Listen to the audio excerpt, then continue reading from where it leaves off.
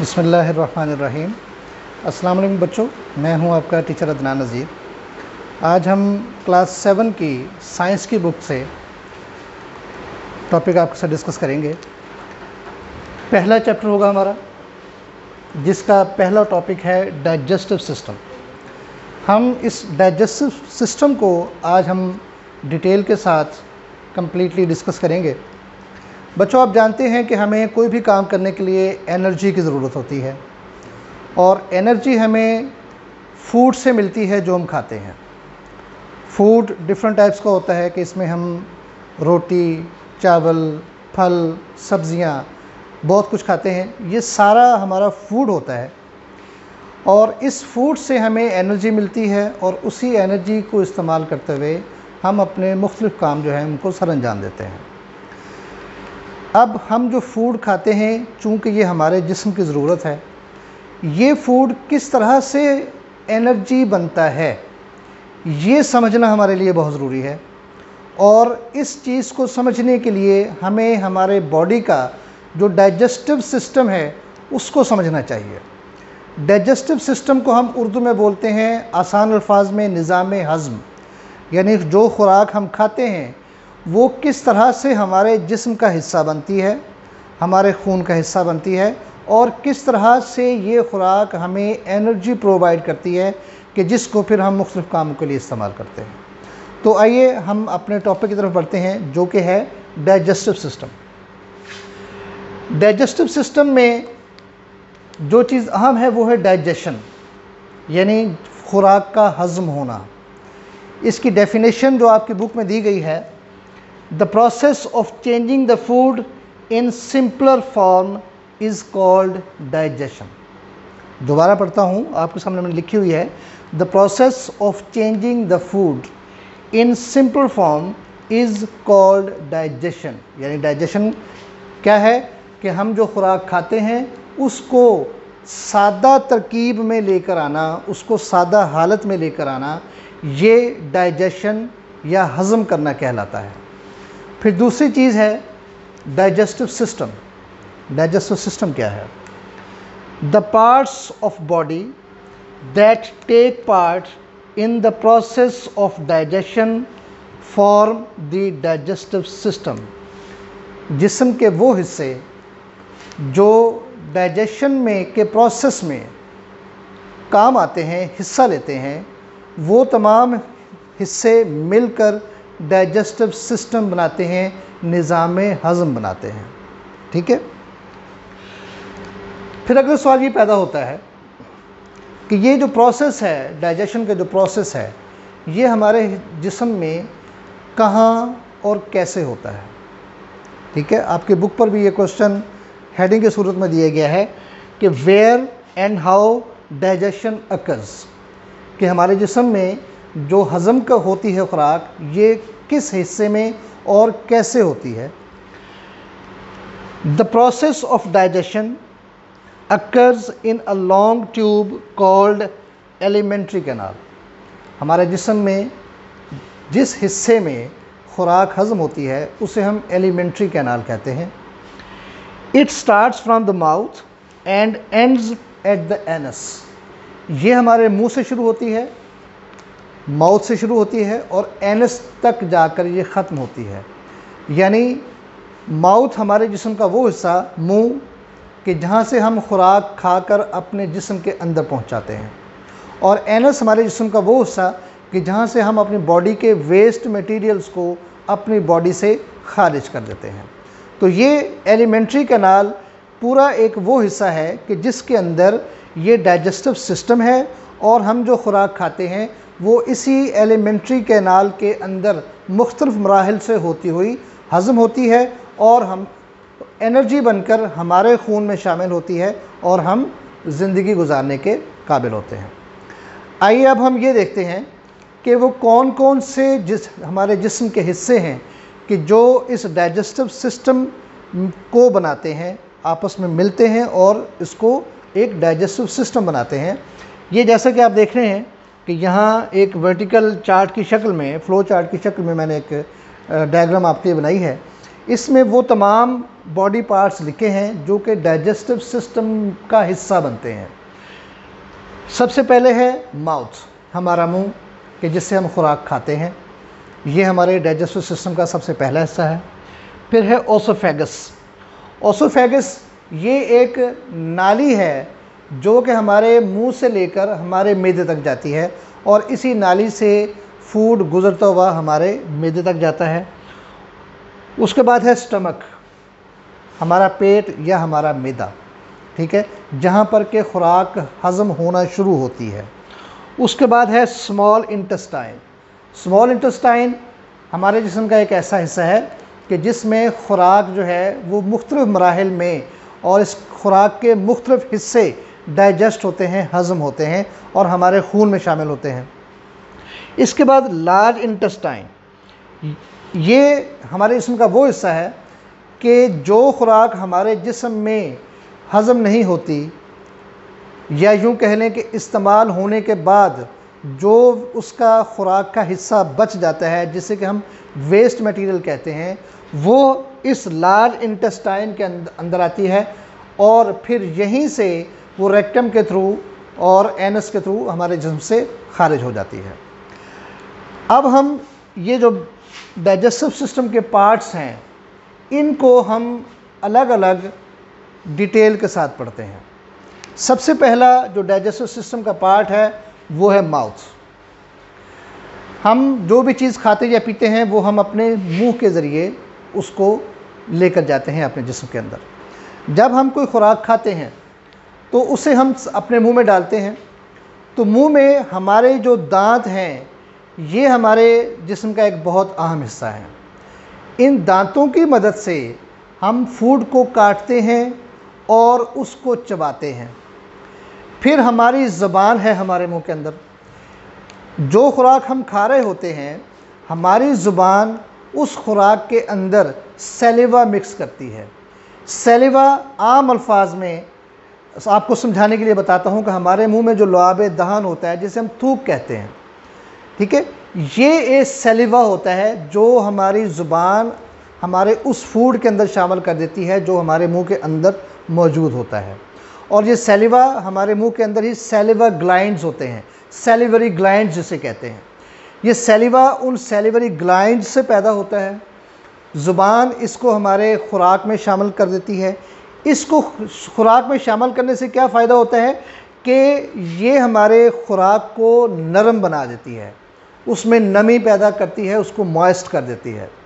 जब खुराक अच्छी तरह से नरम हो जाती है और हम अपने दांतों से इसको ग्राइंड करके और कट करके इसको बहुत छोटे छोटे हिस्सों में तकसीम कर देते हैं, तो हमारी ज़ुबान अपना दूसरा काम करती है। पहला काम उसने क्या किया था कि हमारे मुंह में जो फूड था उसमें उसने सैलिवा को मिक्स किया ताकि वो नरम हो जाए।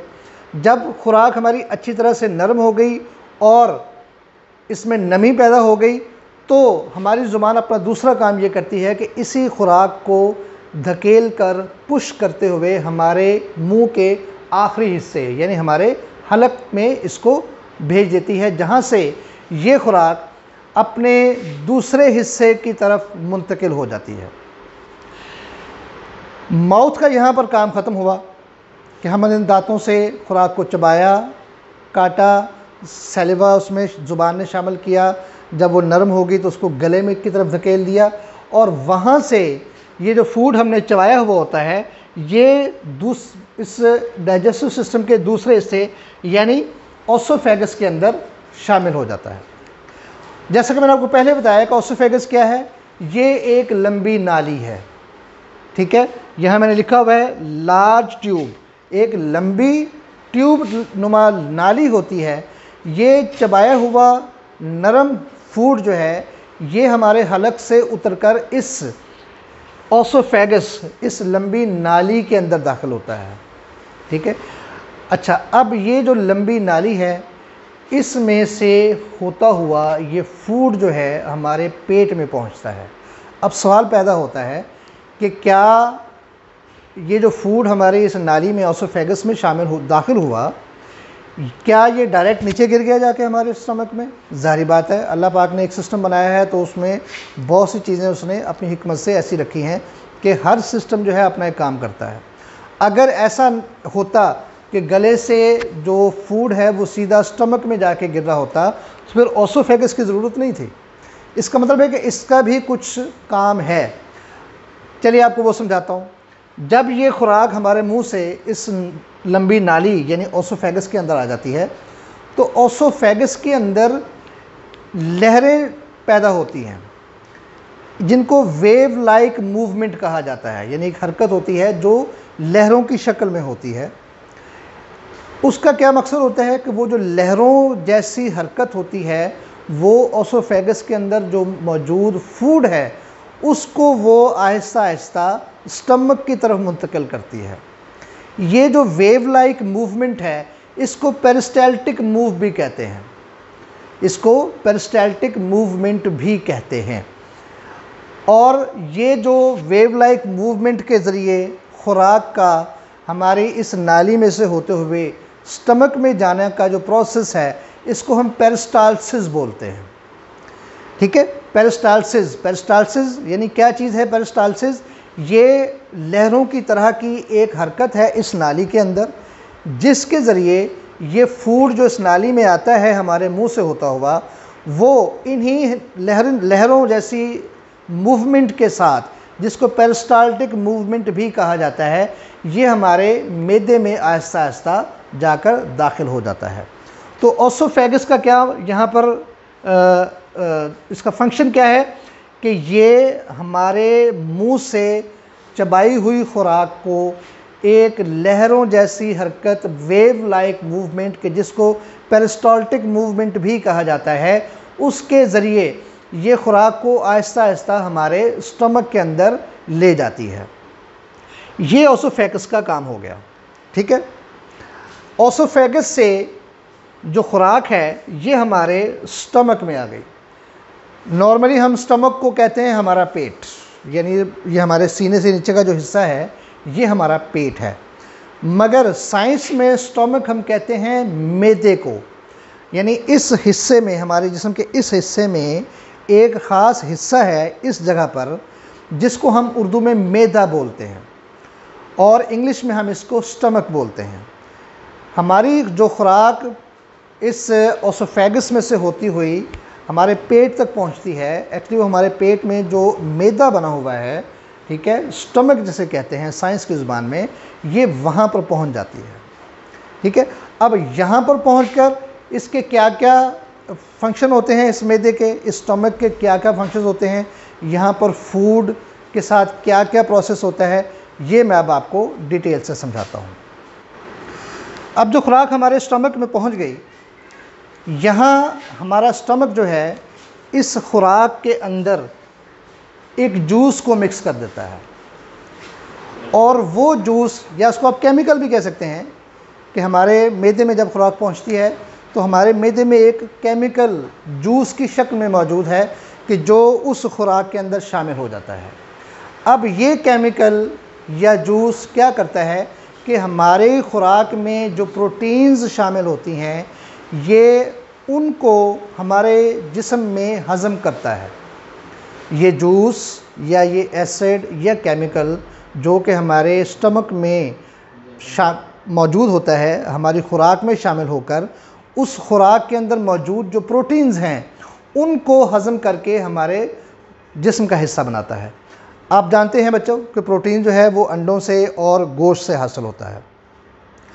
अच्छा, अब दूसरा काम यहाँ क्या होता है कि हमारे जिस्म के पेट में, हमारे मैदे में एक एसिड, हाइड्रोक्लोरिक एसिड भी मौजूद होता है।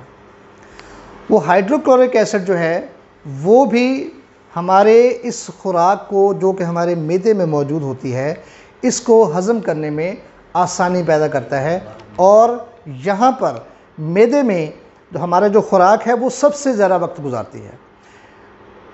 तो यहाँ पर दो काम होते हैं। पहला काम मैंने आपको बताया कि मैदे में मौजूद जो प्रोटीन्स होती हैं उनको हज़म किया जाता है यहाँ पर, और इस हज़म के निज़ाम को बेहतर बनाने के लिए, आसान बनाने के लिए, और जो खुराक हमारे मैदे में मौजूद है उसको और ज़्यादा छोटे हिस्सों में तकसीम करने के लिए कि ताकि उसका हज़म होना आसान हो जाए, इसके अंदर एक एसिड शामिल करता है हमारा मैदा, जिसको कि हाइड्रोक्लोरिक एसिड बोला जाता है। इस एसिड का नाम आपकी बुक में नहीं लिखा हुआ, वहाँ सिर्फ ये बताया गया है कि एक एसिड है जो हमारी खुराक में शामिल हो जाता है।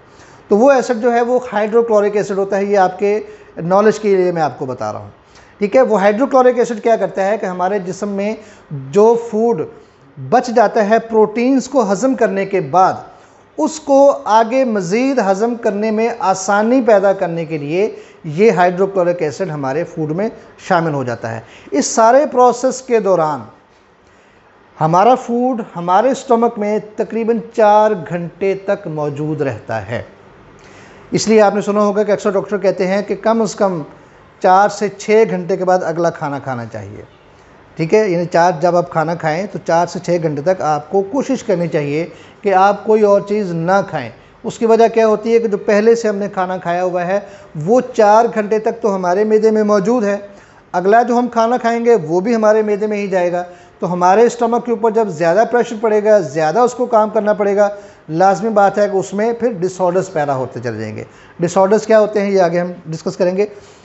तो अभी मैं आपको ये बता रहा था कि हमारी खुराक जब हमारे स्टमक में पहुंचती है तो ये वहाँ पर तकरीबन 4 घंटे का वक्त वहाँ गुजारती है, और उस 4 घंटे के दौरान इसमें मौजूद प्रोटीन्स हमारे बॉडी में डाइजेस्ट हो जाते हैं, और उस फूड के अंदर हमारे स्टमक के अंदर ही हाइड्रोक्लोरिक एसिड शामिल कर दिया जाता है, ताकि अगले मरहलों में जो इसने हज़म होना है, डाइजेस्ट होना है, वो मरहले जो हैं वो आसान हो जाए। अब यहाँ से स्टमक से जो फूड है, प्रोटीन्स हज़म होने के बाद जो बाकी फूड बचा वो आ जाता है हमारी स्मॉल इंटेस्टाइन में। स्मॉल इंटेस्टाइन क्या है? ये एक लंबी और पतली सी नाली है, एक ट्यूब है, ठीक है। और ये फोल्डिंग यानी तहों की शक्ल में हमारे पेट के हिस्से में ही मौजूद होती है, ठीक है। ज़ाहिरी बात है चूँकि स्टमक से हमारी खुराक जो है वो स्मॉल इंटेस्टाइन में गई है, तो स्टमक से अगला हिस्सा जो है, ये यूँ कहें कि स्टमक के नीचे की तरफ ये स्मॉल इंटेस्टाइन है। चूँकि ये लंबी होती है इसलिए ये अल्लाह ताला ने इसको तहों की शक्ल में, ठीक है, या यूँ कहें कि जिस तरह एक पाइप को हम लपेटते हैं तो वो गोल दायरों की शक्ल में तय होता है, तो ये स्मॉल इंटेस्टाइन भी उन जैसे तहों की शक्ल में हमारे पेट के अंदर मौजूद होती है, और ख़ुराक इस स्मॉल इंटेस्टाइन के अंदर पहुंच जाती है स्टमक के बाद, ठीक है। अब यहाँ पर क्या होता है, हमारी ख़ुराक की जो फाइनल डाइजेशन है, यानी इसको हज़म करने का जो आखिरी मरहला है वो स्मॉल इंटेस्टाइन में होता है, ठीक है। यहाँ पर ख़ुराक के अंदर मौजूद जो कार्बोहाइड्रेट्स और फैट्स और प्रोटीन्स मौजूद होते हैं वो यहाँ पर हज़म होते हैं। इन कार्बोहाइड्रेट्स, फैट्स और प्रोटीन्स को हज़म करने के लिए यहाँ पर हमारे जिस्म के 3 हिस्से हैं जो स्मॉल इंटेस्टाइन के साथ मिलकर काम करते हैं।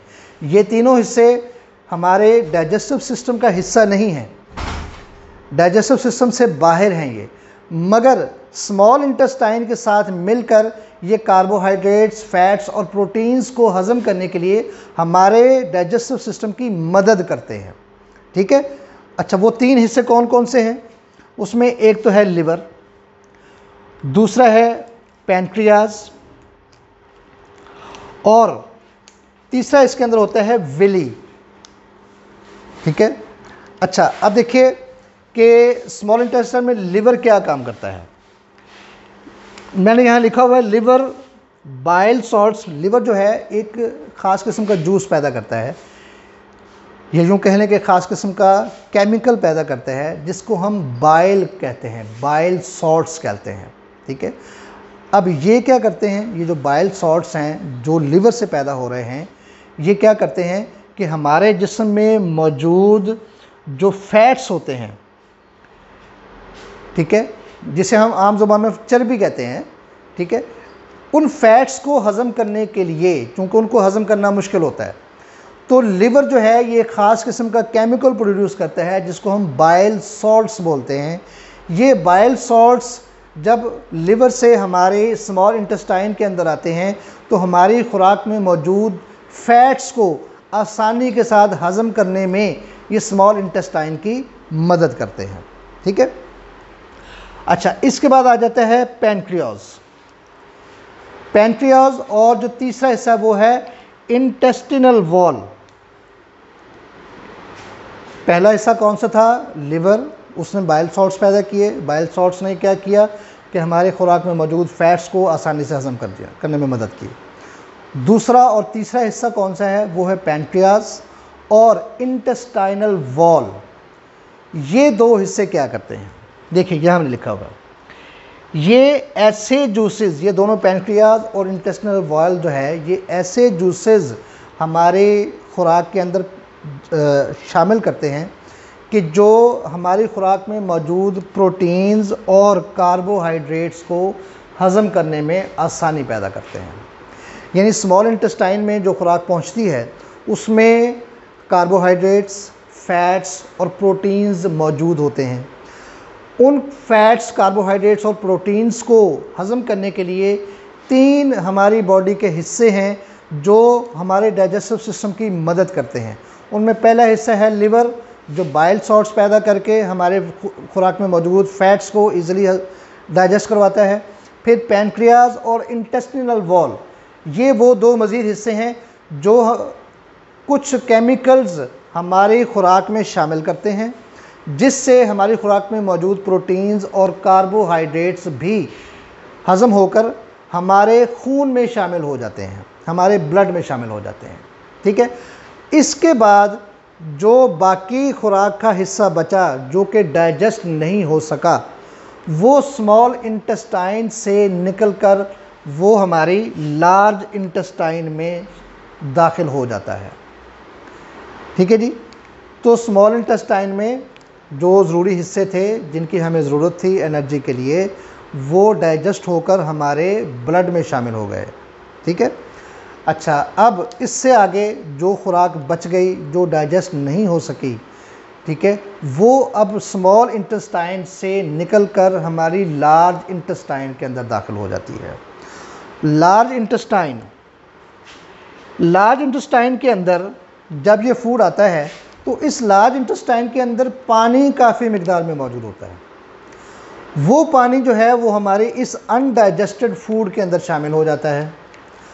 अगर वो पानी इस कदर ज़्यादा हो कि जो हमारे अनडाइजेस्टेड फूड में शामिल होने के बाद भी बच जाए, तो लार्ज इंटेस्टाइन का एक फंक्शन ये है कि उस ज़्यादा पानी को ये एब्जॉर्ब कर लेती है और इसके नतीजे में हमारे लार्ज इंटेस्टाइन में सिर्फ उतना ही पानी मौजूद रह जाता है कि जो उस फूड के लिए काफ़ी होता है कि जो स्मॉल इंटेस्टाइन से लार्ज इंटेस्टाइन के अंदर दाखिल हुआ।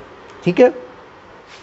अच्छा, अब यहाँ पर ये जो अनडाइजेस्टेड फूड है इसमें से चूँकि ज़्यादा पानी, जो ज़रूरत से ज़्यादा पानी था, उसको इसने अपने अंदर एब्जॉर्ब कर लिया, जज़ब कर लिया, तो ये अनडाइजेस्टेड फूड जो है ये सॉलिड शक्ल इख्तियार कर लेता है जिसको कि हम फेसेस बोलते हैं। ठीक है। ये सॉलिड शक्ल में आ जाता है।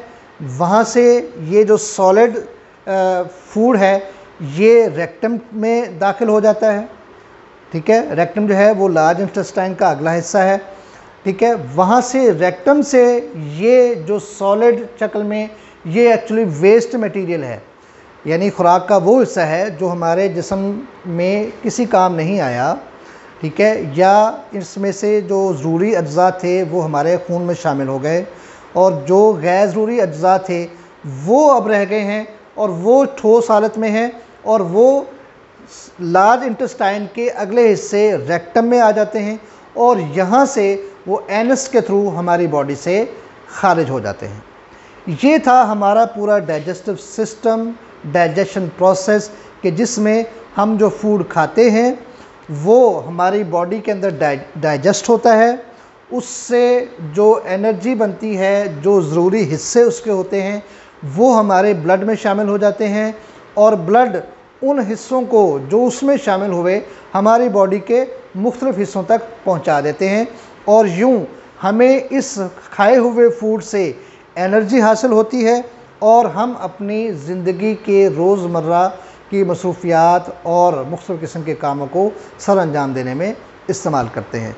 उम्मीद करता हूँ कि इंशाल्लाह आपको डाइजेस्टिव सिस्टम की समझ आ गई होगी और इस चैप्टर के आखिर में डाइजेस्टिव सिस्टम से मुतालिक जो MCQs और क्वेश्चंस दिए गए हैं आप इजीली उनका जवाब दे सकेंगे। अगले लेक्चर तक के लिए अगले टॉपिक के साथ आऊँगा इंशाल्लाह। तब तक के लिए इजाज़त दीजिए। अस्सलाम वालेकुम।